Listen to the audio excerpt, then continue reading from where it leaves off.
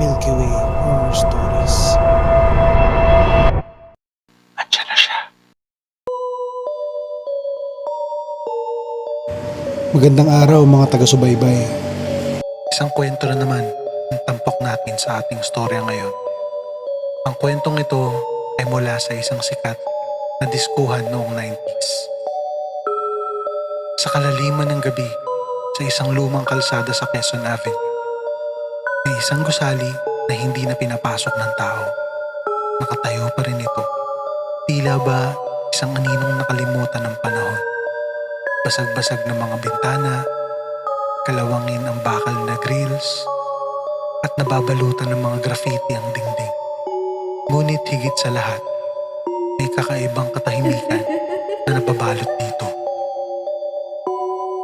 Sabi ng mga matatanda, bawat alas 12 ng gabi, may naririnig na musika mula sa loob. Mahina, mahina, mahinang mga tunog ng disco lights. Tugtugin ng dekada 90 at mga tinig na naghahalo sa iyakan at halakhakan. Ngunit wala namang tao roon. At sa gitna ng dilim, may isang figurang maputi. Isang babae, nakasuot ng dugo ang puting damit. Mahaba ang buhok at tumatakip sa muka at nananatili lang sa harap ng nasunog na pinto ng diskuhan na yun. Sila ang tinatawag na babae ng ozone. Pre, seryoso ka ba dito? Tanong ni Alan habang nakatingin sa gusaling iyon. Kasama niya sina Marvin at Jessa. Parehong mahilig sa thrill at ghost hunting. Madalas silang magpunta sa mga liblib na lugar upang maranasan ng kakaibang karanasan. Ngunit ngayong gabi, iba ang pakiramdam ni Alan. Para bang may pumipigil sa kanya. Oo naman, sagot ni Marvin na may ngiti.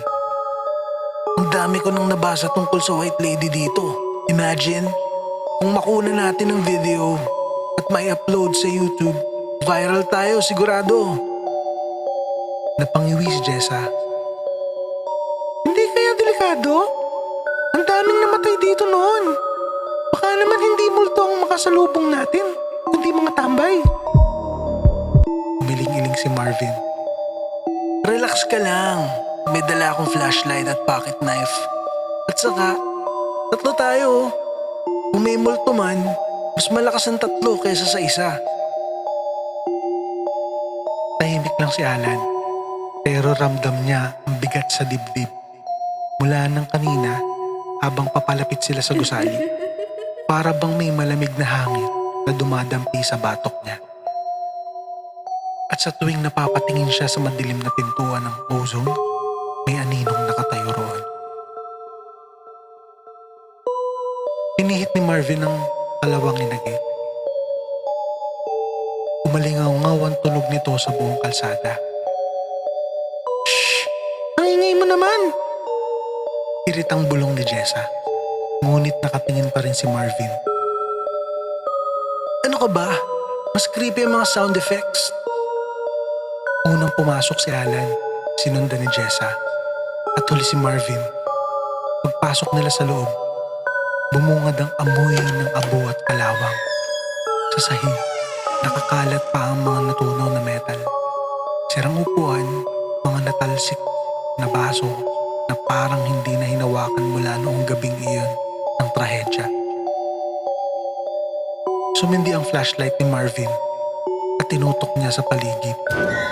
Sa isang sulok, may nakasabit pang disco ball. Basag-basag, ngunit kumikisla pa rin kapag natatamaan ng ilaw. Napalunok si Alan. Grabe, hindi ko alam kung bakit natin to ginagawa. Ang bigat ng lugar na to. Tumawa si Marvin. Pre, relax ka lang. Wala naman tayong ginagawang masama. Explore lang tayo. At kung may white lady nga nagpapakita dito, mas masaya. Naglakad sila papasok sa loob. Habang mas lumalalim, mas ramdam nila ang katahimikan. Walang kahit anong tunog, kundi ang paglanghap nila ng hangin at ang langit-ngit ng sahig. Biglang, napalingon silang tatlo. May bumagsak na bakal sa likod nila. Putik! Ano yun? Bulilas ni Jessa. Galawang lang yun. Baka nahulog.